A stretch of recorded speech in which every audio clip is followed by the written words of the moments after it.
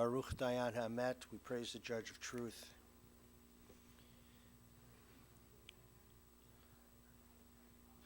Begin with Psalm 121. Asai enai el haharim me'ayin yavo Ezri. Ezri me'im Adonai aseh shamayim va'aretz. Al yitain lamot raglecha, al yanum shomrecha. Hinei lo yanum velo yishan shomer Yisrael. Adonai shomrecha, Adonai tzilcha, yiminecha.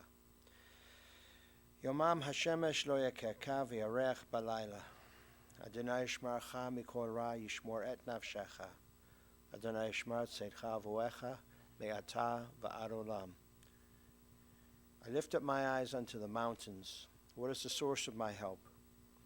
My help comes from the Lord, maker of heaven and earth. God will not let your foot give way, your protector will not slumber. See, the protector of Israel neither slumbers nor sleeps. The Lord is your guardian, he is your protection at your right hand. The sun will not strike you by day, nor the moon by night. The Lord will guard you from all harm, he will guard your soul. You're going and you're coming, now and forever.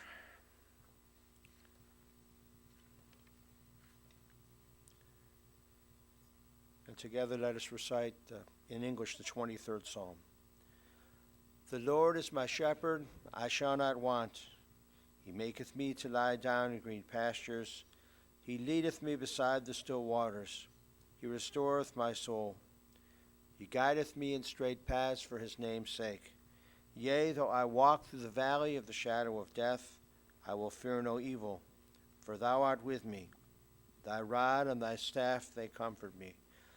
Thou preparest a table before me in the presence of mine enemies. Thou hast anointed my head with oil. My cup runneth over. Surely goodness and mercy shall follow me all the days of my life, and I shall dwell in the house of the Lord forever. We gather to pay a reverent tribute and profound respect to our dear Roberta Koses. And two of her children and a grandchild will speaking words of comfort and wonderful remembrances. So, Betsy, if you will come forward to speak of your mother, then Jeffrey, and then granddaughter Aviel.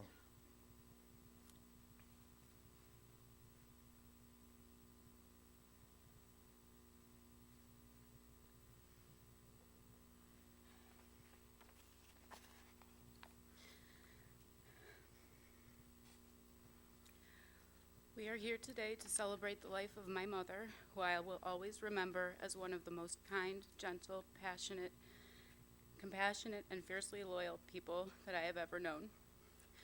The last few years for my mother were filled with so much pain and suffering. While the most recent memories are the closest at hand, it is the lifelong memories that matter. And my mother helped all of those around her to make their lives a little bit more beautiful. My earliest memories of my mom include her driving me to preschool at Jewish Day Nursery. She would sing with me the whole way there and the whole way home every day. She was not the best singer, but she knew how much I loved to sing. And my mom would always say, if you're happy, I'm happy. And she meant it. If the people she cared about were happy, that truly made her happy. My mother was a fantastic role model to me as I grew up. She showed me the importance of hard work, perseverance, and a strong work ethic. She showed me how important it was to create memories and traditions. She showed me what it was to love her family and her friends without reserve. Once she decided that you were somebody special to her, she held on and did not let go. She made lifelong friends in kindergarten. She continued to get together with her high school BBG group 60 years later. She made friends with colleagues as a teacher, and she thought of many of them as family. She even stayed in touch for decades with some of her favorite students. When she ended up in cardiac rehab, she made friends with others in the group and has been in touch with them ever since. She always asked me what was new with my friends because she was truly interested and she really cared about them as well. My brothers and I grew up surrounded by family and friends. Vacation was code for go visit Aunt Michelle, Uncle Roger, and Stephen in Maryland. During the years that they lived in Butler, Pennsylvania, we would stop and visit Uncle Elliot, Aunt Ruth, Ricky, and Alan on the way. Grandma Esther, Aunt Bernice, Sharon, Uncle Marvin, Aunt Norma, Natalie, and Marcia were always there when we were growing up. Sadly, we lost some of our dear family over the years, but we celebrated Hanukkah, Rosh Hashanah, Passover with aunts and uncles and cousins, as well as family who felt like friends. Friends who felt like family. My mother's favorite holiday was Thanksgiving, where she would wake up and get that turkey in the oven at 4 o'clock in the morning. She planned for months ahead of time what she would do and how she could make something for everybody, because everybody had to be happy. You know, if you're happy, I'm happy. Turning over the holiday cooking was very bittersweet for my mother. While she missed hosting herself, she loved to come to celebrate at my house. My mother had a lot of interests. She was a social studies teacher and a typing teacher for many years. While working full-time and taking care of children, she studied and got her master's degree and became a guidance counselor, and she loved that. She loved to travel, and she was so interested in the world around her. Upon her retirement, she had the opportunity to travel a little bit more. She often talked, especially about her trip to Kenya with her dear friend. My mother loved reading, mostly historical fiction and mystery books. She always had a book or 7 around her and a list of what to read that never ended. She loved her needlework, knitting, embroidery, and cross-stitch. She embroidered beautiful pillowcases, tablecloths, and napkins and gave them as gifts to people that were important to her. She collected music boxes and other little tchotchkes, but her teapot collection was one of her most prized possessions. I think that one of the things that made it so special was that so many of her teapots were gifts from friends and family. My mom's greatest passion was her family. She adored her daddy and was a wonderful daughter to her mother. She was extremely close with her sister Michelle and always brought the family together. She was a great wife who had to serve as a caretaker to my father far too early in their marriage. She showed great strength and courage raising her children as a single mother after my father passed away. She embraced Reuven, Becky, and Alfredo as her own even before they became her in-laws. She took great interest in her extended family, always asking about my in-laws in Israel and Alfredo's family in Puerto Rico. She got to know Becky's parents and brother. Her inclusive nature and acceptance and love made everyone feel welcome. She loved her grandchildren more than anything else, and she always had a grandkid story to share with her friends. Aviel, Gal, Daniel, Orly, Benjamin, Elizabeth, and Cecilia always remember that you were her pride and joy, and she will always live on in you. My mother moved on to her eternal rest, where she will no longer suffer, but she left behind a world that is so much more beautiful just because she was part of it. I thank her for the gift of being her daughter.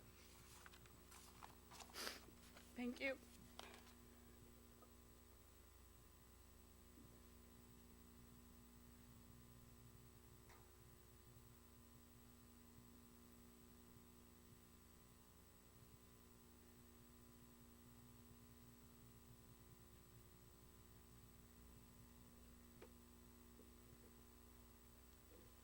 My sister just gave you a wonderful overview of my mother, of her character, of her life.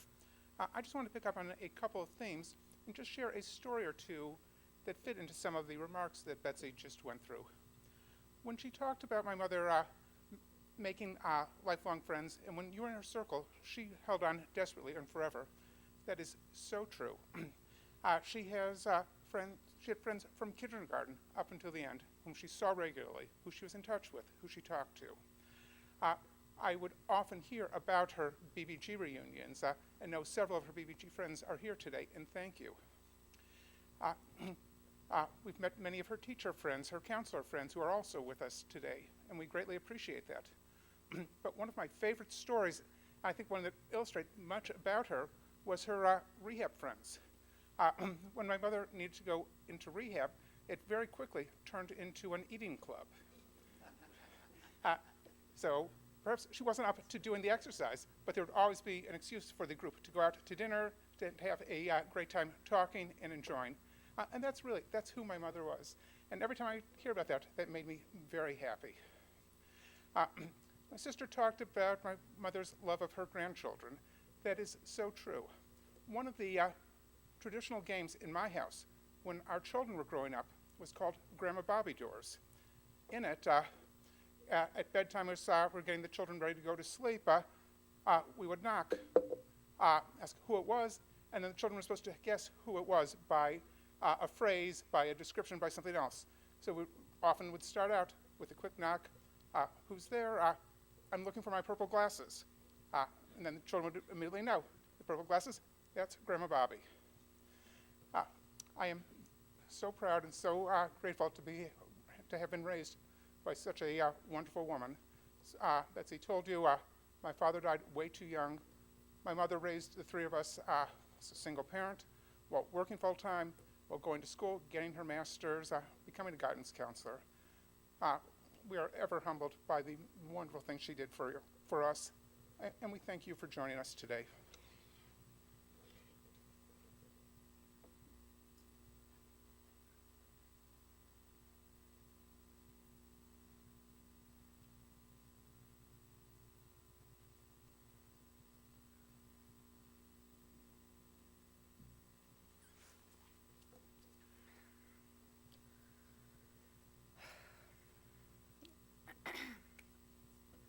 Our grandparents give us a sense of who we are and where we came from.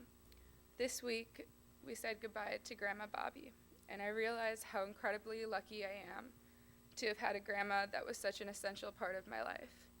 But then I also realized how exceptional and kind she was to everyone in her life. Growing up, I feel so blessed that Grandma was always just around the corner. While my friends were lucky because they got that yearly trip to Florida, I was lucky because my grandma was just a 5-minute drive around the corner. From the beginning, she went above and beyond to ensure I knew just how much I was loved. She cared for me as a baby while Mommy taught Hebrew school. Before I started kindergarten, Mommy told Grandma she could take me shopping for one new dress. Apparently, we came back with a bag full of dresses because I liked the way that they twirled. And Grandma just couldn't resist spoiling her special girl. It became a tradition after that. Every year, she would take me to get one new thing before school. But it wasn't about this new clothes. It was about the bonding time, the love, and the self-confidence my grandma inspired and taught me. Grandma and I would always have sleepovers and special dates whenever I wanted.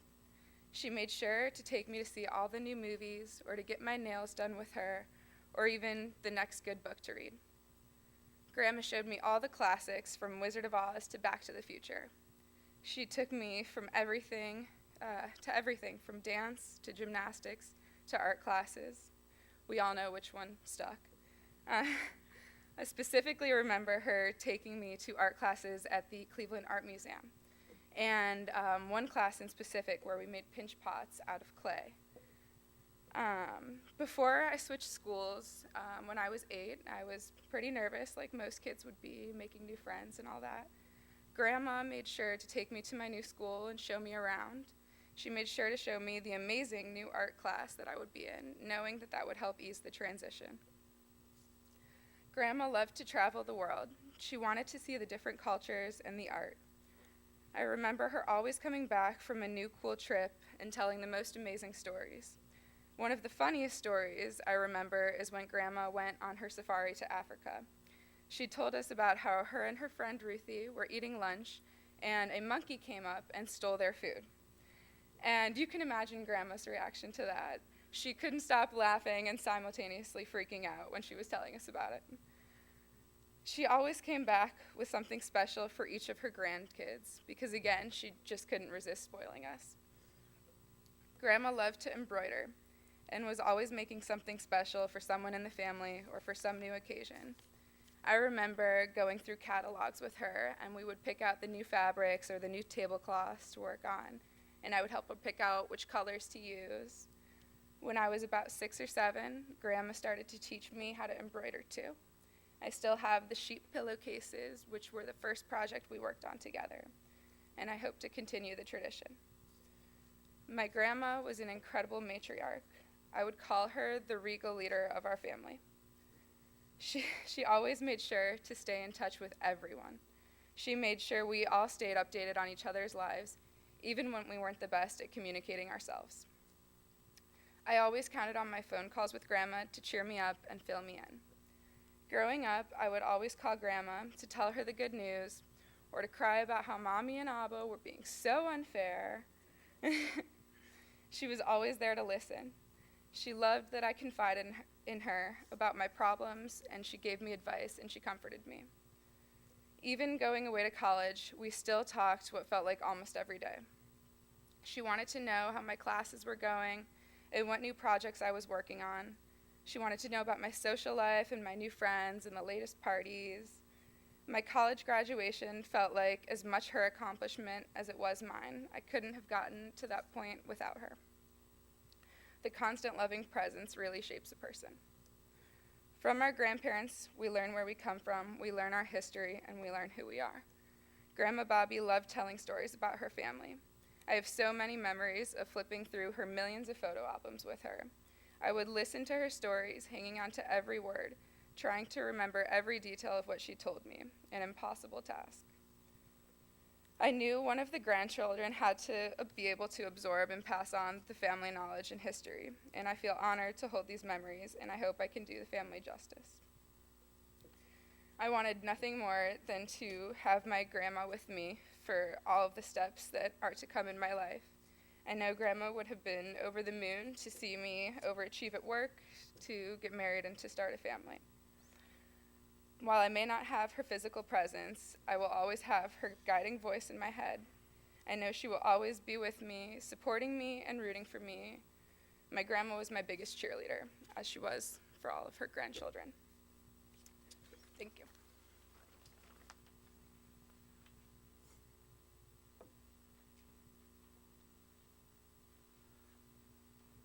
Maybe you can see. I can't see. Is Rabbi Chase in here? Okay, Rabbi Feinstein. Thank you very much. After such beautiful words from the family, there's not much more that I can add. But I wanted to say a few words in particular because she spent some difficult years where I work at Montefiore.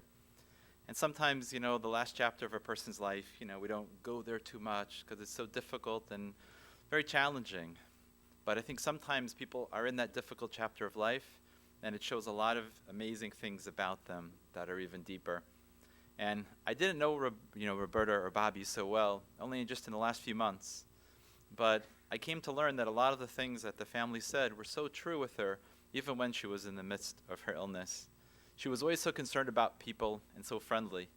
And I felt I was a little bit intimidated because Rabbi Chazen, who recently retired from Montefiore, she had told me that he used to come into her room almost every day and give her a special blessing. And I thought there's no way I could keep up with that expectation. But I think only someone like her could have secured such a great situation. Had the rabbi who was so busy felt it was important every single day to give her a blessing. And the other thing I remember about her was that she always could make a good conversation depending on who you are. If you were the housekeeper, if you were the nursing assistant, she would find something very interesting for your situation in life. And I think that's why everyone on the floor really looked up to her and really enjoyed her company. And for me, when I came to visit her, she really tried very hard to make interesting rabbi conversation, telling about all the interesting occurrences that she had had in her few visits to the Chabad house when the wheelchair lift didn't work so well. But I think that this says a lot about her life. In her most challenging stage, she still was who she was. Even though she had days where she was very upset and very much in the midst of her illness and pain, she would often snap back the next day and just like nothing ever happened and be able to have the most greatest enjoyable time. And it takes a lot of fortitude and a lot of strength to be able to have such bad days, then to be able to make sure those good days were just so good. I could stop right here, but I just want to say one little thing, and I hope I don't embarrass any of the family members in saying this, but I got the sense that she was about friends and friendship. And that's, for me, it gives me a lot of consolation to hear that, because that trait of friendship clearly goes from her to her children and to her grandchildren. And I know in particular Betsy. You know, I know she doesn't like a lot of fanfare, but I couldn't help but notice that when Mom was so sick the last day of her life, all she did was be on the phone. You know, and it wasn't because she was nervously texting people or checking the scores. She spent time updating every single person who was important to her in her life about what the latest was. You know, she never said, oh, it's my time to grieve and to be in the situation. She constantly was on her phone updating everyone in her life, you know, because it was important that they knew what was going on. And the most important thing you could bring to her wasn't coffee or tea or salad. It was a phone charger, because her phone could not handle her kindness. And I also don't want to embarrass her friends too much, but what I noticed over the years is that a lot of her friends who needed help, she was there to help them. Betsy was there to help them, and they're now here to help Betsy. And such is a cycle of life. You know, you help one person, then they help you, and vice versa.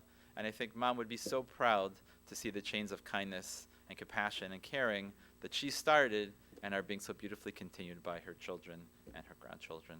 So her memory should be for a blessing, and she should be comforted. And I'm glad 4 years ago she picked Rabbi Matt as a great rabbi to officiate at her service. To all of those words spoken as a prayer, let us say amen. Bobby was born in St. Louis, Missouri.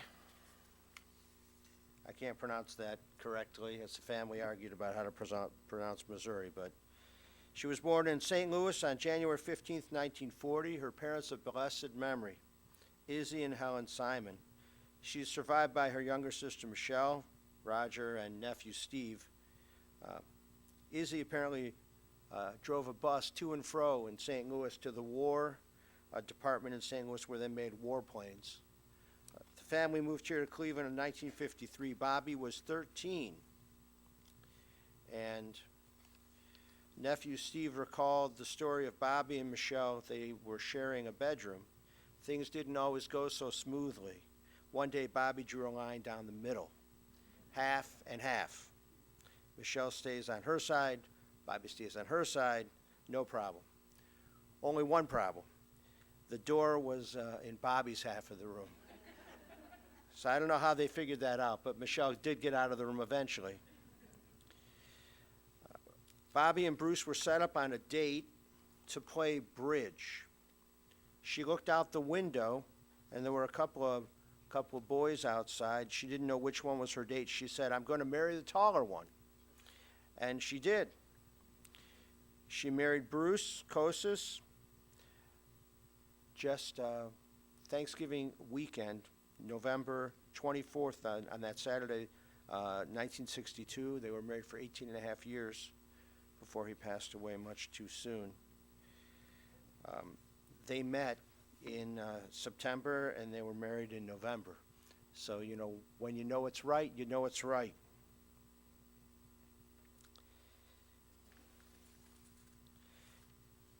Some of the other grandchildren had really wonderful things to say about her as well. Cecilia said we made cupcakes, and that she read a fairy tale book with me, and she read it over and over and over again.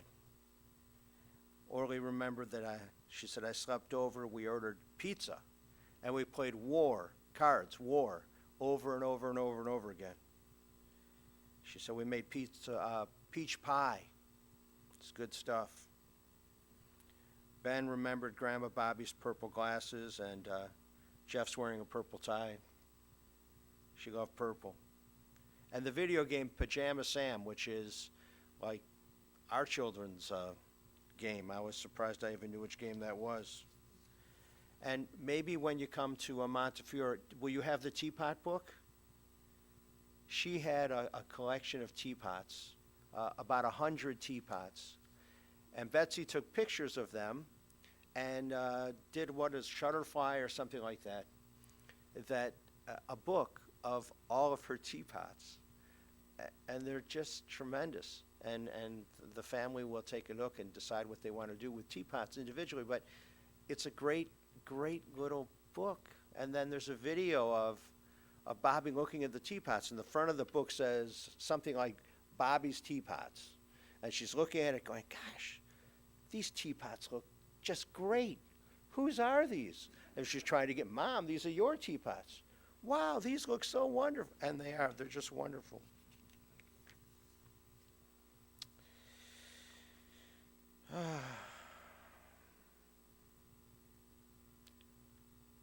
And Daniel remembered always going home on the school bus every day to the house and eating popcorn, microwave popcorn. You know, it's good popcorn to eat. I think it's low fat. Not that really, not that so many people here.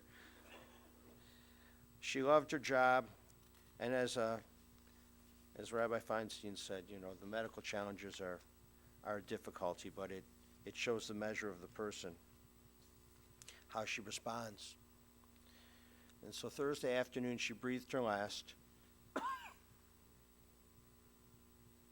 And now there's no more pain or deterioration. There's just rest and wholeness and peace.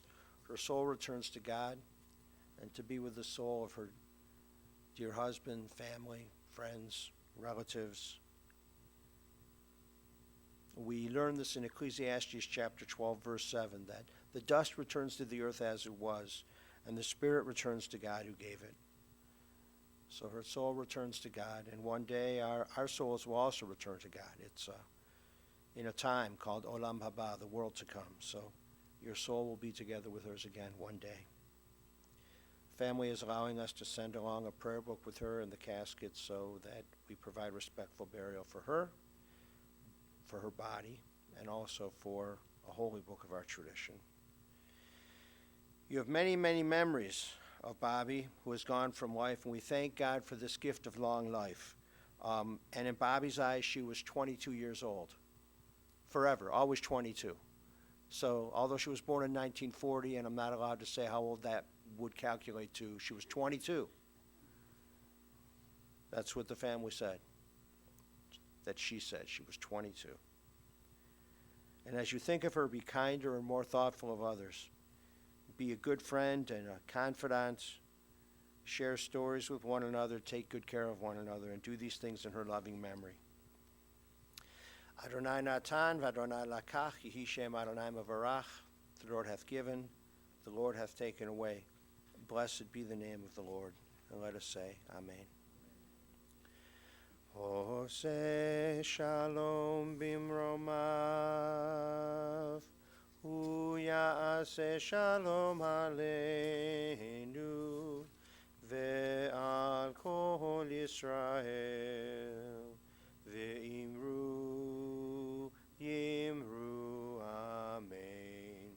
Ya'aseh shalom, ya'aseh shalom, Shalom Aleinu ve'al kol Yisrael, Yahaseh Shalom, Yahaseh Shalom, Shalom Aleinu ve'al kol Yisrael.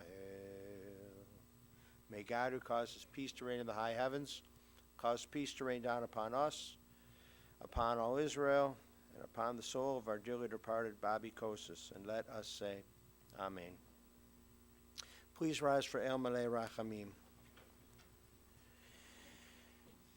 Into your care, O God, we entrust the spirit of Roberta Koses, Rivka Chana Bat Yitzchak V'Chaya, for you keep faith with your children in death as in life. Sustain us that we may meet with serenity the mysteries that lie ahead, knowing that when we walk through the valley of the shadow of death, you, O God, are with us, a loving friend in whom we put our trust. You are the light of our life, our hope in eternity. El Malei Rachamim, Shochein Bamromim, Hametzeh Menucha Nechona, Tachat Kanfei HaShechina, Im Kedoshim Utohorim, Gezohara Kiamasirim, Et Nishmat Rivka Chana Bat Yitzchak V'Chaya, Shahalacha L'Olama, Ba'al Harachamim, יסתיריה בסתר כנפיו לעולמים. ויצרור בצרור החיים את נשמתה. אדוני הוא נחלתה, ותנוח בשלום על משכבה. ונאמר